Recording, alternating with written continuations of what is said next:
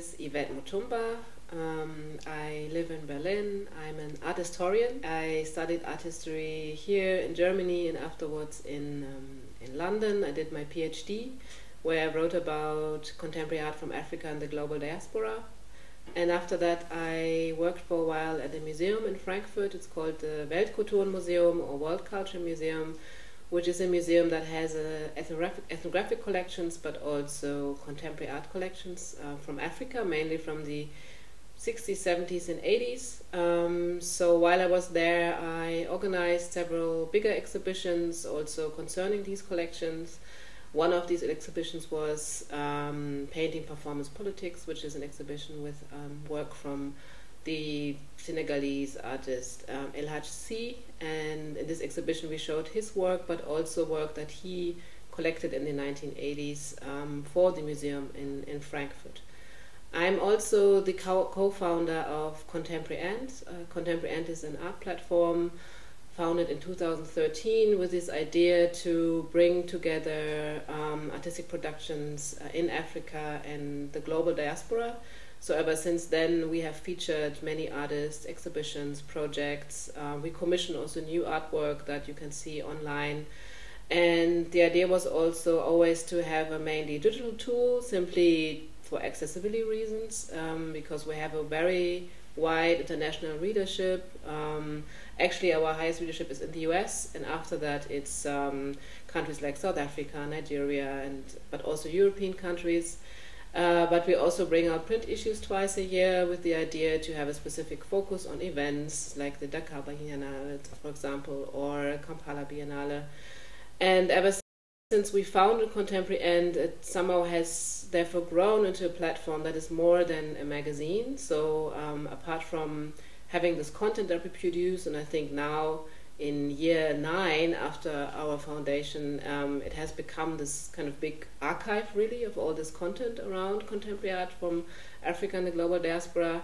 But we also organize on-the-ground events like workshops, for example. We have a reading room that travels to various locations and institutions. We also produce an artist edition with artists from the network that we have been working with over the years. We have a mentoring program where we invite young writers to work with tutors to, improve their writing skills.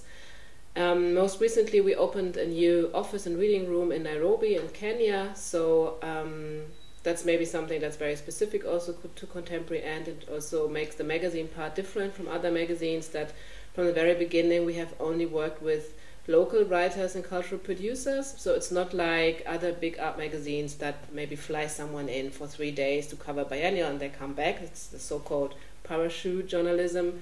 So for us it was always really important to really work with people that are based and rooted in a local context, and that they bring in their perspectives on the platform, and that this exchange happens through Contemporary Ant. Maybe finally, I'm also an educator. I work as a lecturer at the University of Arts here in Berlin because I really see that as an important part of my practice. As I just described, we're running workshops, mentoring programs, and that's why I also teach, because I feel it's really important to share the knowledge and the experience that we make through our work, and to see that there's a next generation coming up that is critical and looks at the world with their very specific views and ideas. And finally, I'm also a curator at large at the Stedelijk Museum in Amsterdam. It's, I think, maybe even the biggest museum for contemporary art and design in Europe. And what I do there is that I basically work with them by critically ask them questions about their collection strategies and histories, and how they can open up more, think more globally, how they can question their own histories. And so it's less that I curate exhibitions there, but it's really more about having these conversations with the director and the curatorial team, asking them also uncomfortable questions, and then also really let them work with this and think around their structures. So it's not for me entering those structures and changing them, but it's more about like giving them like some feedback or input that they can work with, thinking around how they can change this, because I really believe very strongly that if it comes to institutions, particularly in Europe or the US, that it is important that their structures change from within, because only then it becomes something that is really sustainable. And I think that's one option, to either think around those structures and change them within the institutions, or maybe to also build your own structures, which is something what we did or still doing with contemporary art. I think it's a crucial moment, maybe also seeing the bigger picture. I mean, in Senegal, but also if you look at other countries like Nigeria, for example, where you had these moments where it was just independence, and then the thinking also for artists to think around what do they do with this and what does it mean for their practice. And I guess in Senegal it is a very specific moment, maybe because you had a very different way how artists were supported through Senghor. So you didn't really have that in other countries around the same time. So on the one hand side, this is, I think, interesting because they were sort of pushed, they became maybe representatives in a way that can be discussed, and also maybe also think around critically what that means, that they became representatives of a nation in that terms what they were producing. And I think this generation that is a bit younger, like 70s, 80s, 90s, they have a really crucial and also very difficult position, because on the one hand side they have this very specific situation that they had a state support, let's say, that really was pushing for it, but on the other hand they wanted also to be independent, or should be independent from anything that is political. And I think it's really interesting and important to see how they have been dealing with this, and how this maybe also at some point also flipped and became something that was in protest also against that post-colonial government. And I think this is often something that is a bit overlooked if people talk about these histories, because maybe also Senghor is such a key figure and so present also in Europe, particularly because he has been living here, he's been known, and he's this kind of figure that everyone looks towards, you know, having done the right thing in a way. So I think it's also must have been very difficult for these artists to emancipate from that and to take decisions how they want to, you know, go on and produce their own artistic practices, how they want to build collectives, how they want to run, you know, their cultural production. And I think also in terms of the way how I encountered the work, which is through a collection that is based in Germany at the museum in Frankfurt, I think that brings in also a very specific aspect, which is that what I've seen also with other parts of that collection is that sometimes some of the artists also would go back to these histories that are actually here in archives and relearn or rethink about this before actually then going back to their local context. And I think this is a complicated thing that happens, but also really important to think around is what that actually means, you know, that there was a moment where works were transposed into a different context and presented here as something of a very specific moment, and then what happens now, you know, where it's already history again, you know. And so I think in that sense it is good to do actually more research on these artists, because it feels sometimes like there is this gap where you have the more maybe historical works which are like 60s or even independence, and then there's something that happens, maybe there are a few names that are bigger because, you know, Documenta or other bigger events have taken up artists like LHC or others, but at the same time there's so many other artists that produced at the same time that are not visible. And then you maybe have like the contemporary art moment where you have like projects or exchanges like you being here and so on. And so I think that I don't know really why that is, maybe because it is a complicated moment, but it is clear that it's somehow overglossed that there was like a quite broad artistic production at the time. And I feel like it is something that is maybe even symptomatic not only for the Senegalese context, because when you look at this at the collection in Frankfurt, and you have, for example, all these works from the 70s and 80s from South Africa by black artists, and when we did a show with that, it was quite similar, that it became very clear that a younger generation of South African artists that we also invited to work with that collection didn't know really anything about it, although these artists in the collection were paving the way for the possibilities that they have today. And still it's not something that's really being taught at art schools or whatsoever.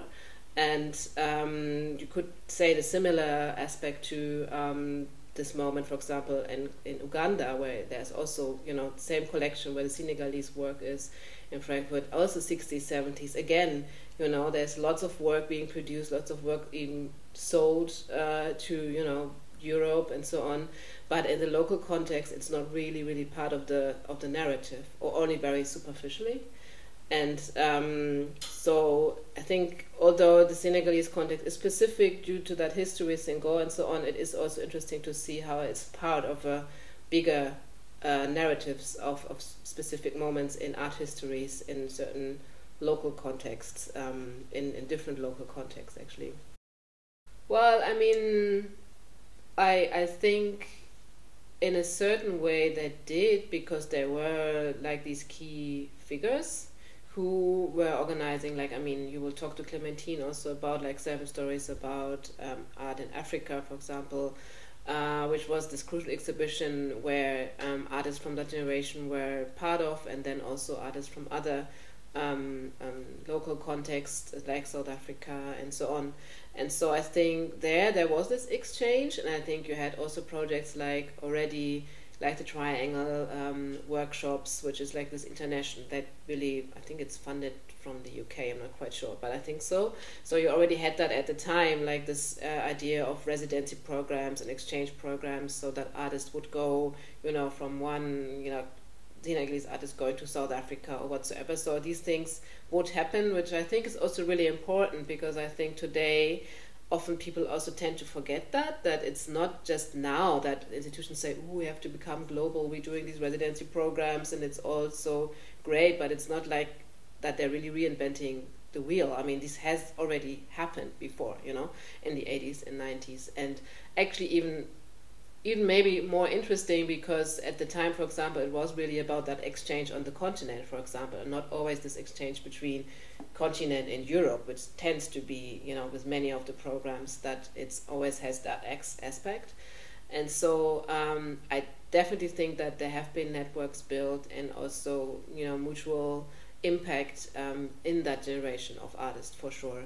And I just think that it might be something that then somehow got lost a little bit. I'm not exactly sure why that is. Maybe because certain programs then stopped or whatsoever.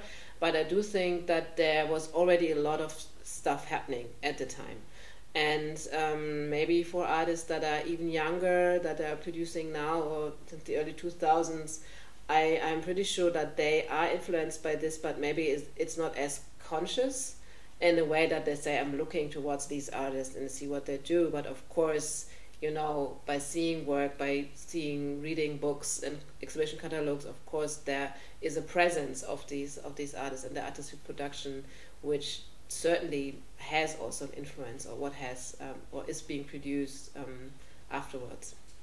That's why your research is so important, because I don't think there's another way around it, to kind of build these through oral histories, maybe, let's say, by talking to the artists that are still around. So I think that's why it's also important to do it now. I mean, it sounds a bit terrible, but I mean, it's a generation that gets older, and so I think that is super important. And also to maybe invite also other, you know, art historians or researchers to do the same also in their local context, and because that's the only way to record this history. I mean, of course, you still have the work that will be there, but there's also limits to how much the work can talk. I mean, the work can talk, but also there are certain things that you only have in the conversation or in the exchange that is happening.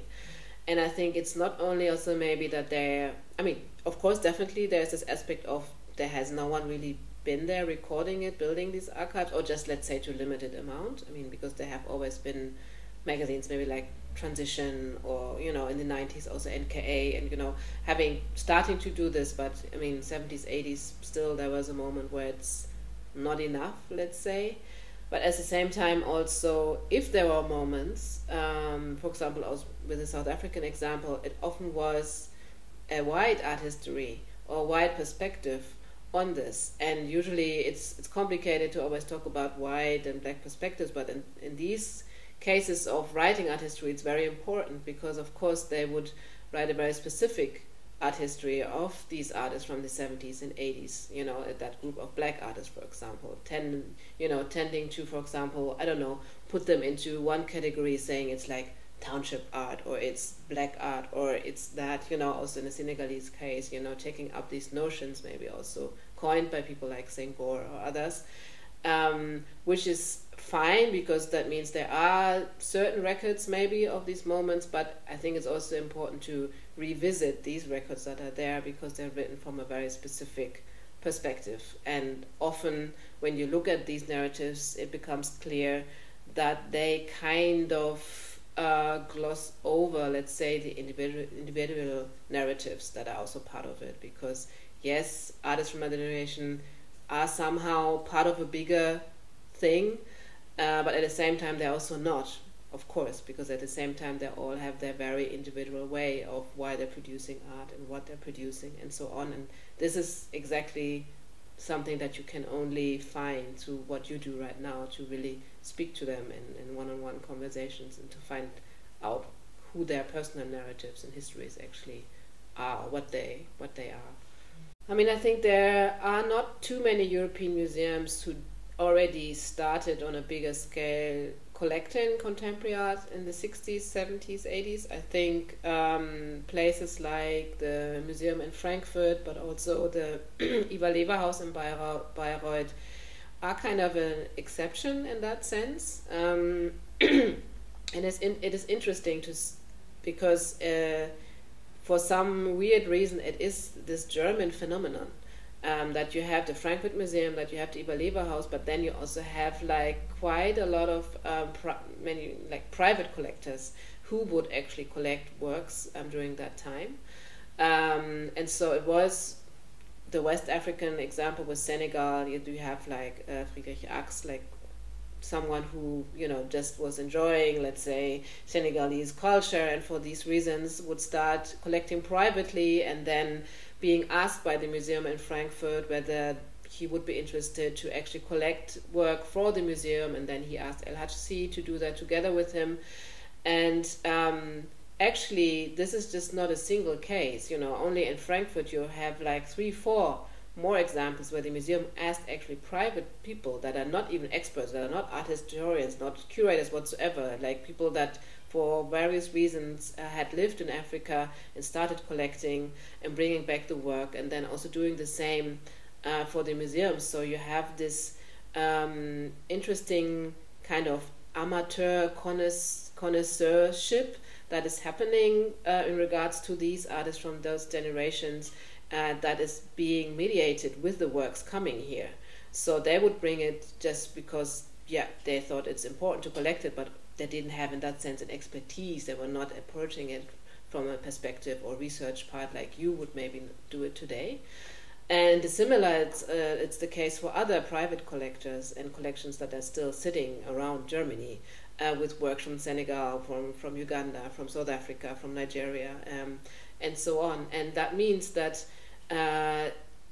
work that has been sitting here has been written about also in catalogs or by texts by these collectors with a very specific perspective on this, and very subjective, which is fine because every perspective is subjective, of course. Also every art history expertise is subjective, but at the same time, because it's so connected to a very private motivation, let's say, it's a very specific art history that is built around this. And it is interesting that institutions like, for example, the Weltkulturmuseum let that happen, let's say, you know, let that history being built through these very specific perspectives of white elder men. We have to say it also. That's what it is. I mean, you have that in the case of Friedrich Ax, you have that in the case of Uli Bayer at the Ivar-Lever-Haus, you have it with Gunther Peus, who's a big German private collector, and there's many other names. And the interesting thing is that this is actually still these histories today. It's their histories that they wrote about these works. So it's only slowly maybe that there's a young generation of curators or art historians that get back into this, looking at this again and writing about this again. But I mean, given that it's like 40 years later, it's a really long time. And particularly institutions like the Museum in Franke, for example, or the Überleber House, they put out a lot of exhibitions, you know, and there were exhibitions that would also travel, for example, also from the Überleber House. So you would have like exhibitions of Senegalese contemporary art by acts that would travel to all these small cities in Germany. And so on the one hand side, that's great, because otherwise people would maybe in these contexts never thought about contemporary art production in Senegal. So that's good, but at the same time, again, it's of course a very specific perception in a way how they would mediate the work. And so that's an interesting moment, I think, also how that actually reflects back to the context in Senegal, because I think this is something that is not really talked about a lot. And this is where I think there's also kind of a starting point to think around this, what that actually means, because it does mean something. And it's also, I think, means something that the Senegalese example is part of a broader way or example. You know, I mean, I think you might even look at this in the US American context. It will be quite similar, that you have these private collectors that have lived on the continent as missionaries, as engineers, whatsoever, and then started collecting and bringing back the work, and they're creating these very specific narratives around the work. And I think one maybe final aspect is also that through that phenomenon, that it was this kind of amateur love, connoisseurship way of how the works were collected, that there's often this idea of authenticity that comes with it, so that work was collected because it was regarded as something representative of something authentic Senegalese. But of course, who would define what that is? It was a very specific idea, often connected to this idea that it would be, for example, self-taught artists, or, you know, and it creates a whole debate and narrative around these works that is based on, very today outdated ideas of what it was that these artists produced at the time. And I think this is still something that is not at all really worked through yet. Social media?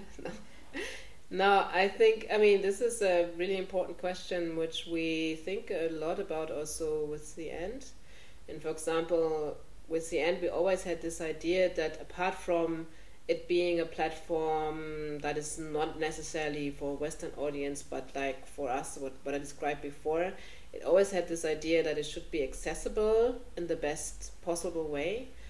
And for example, what we've started very early on is that we said, okay, we don't want to have the texts that are academic, that have footnotes, that have this kind of curatorial speak, let's say.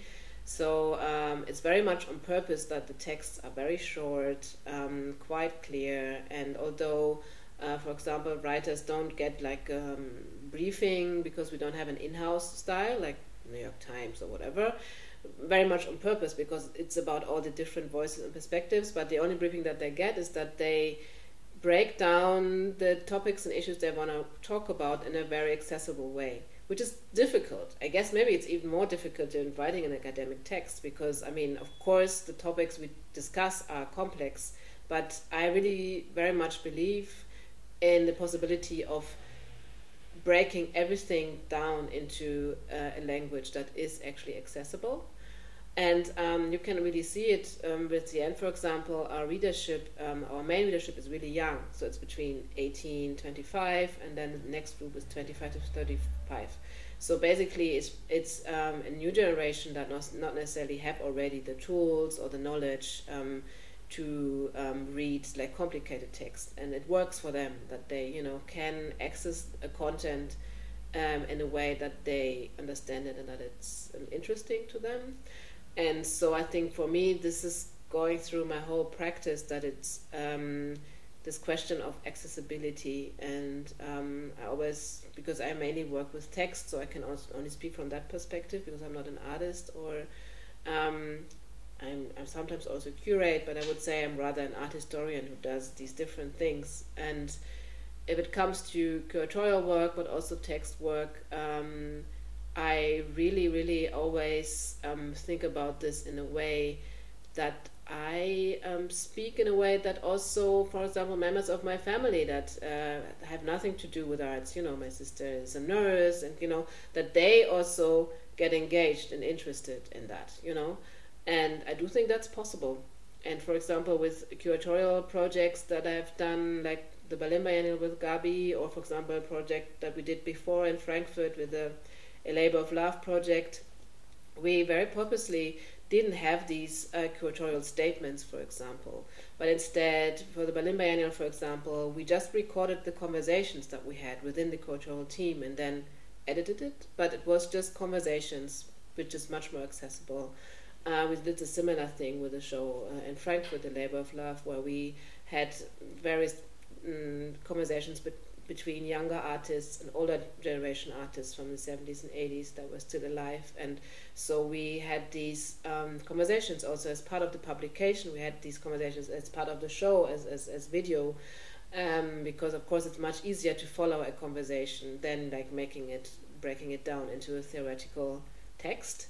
And so I think in that way, this is always in our or my mind to think about this when we think around new content, given it's like text or also curatorial, or what we've done, for example, also with CN is that we, one of our print issues, which we printed in Nairobi, we disseminated it through some guys we know through networks that were like running on their skateboards and skates, like roller skates, and they would just distribute it in the city. So not particularly only to galleries or art spaces, but just hand it to anyone they would meet. And it was great because there suddenly were people so, oh cool, I didn't know that the brother of my cousin actually wrote for this or whatever.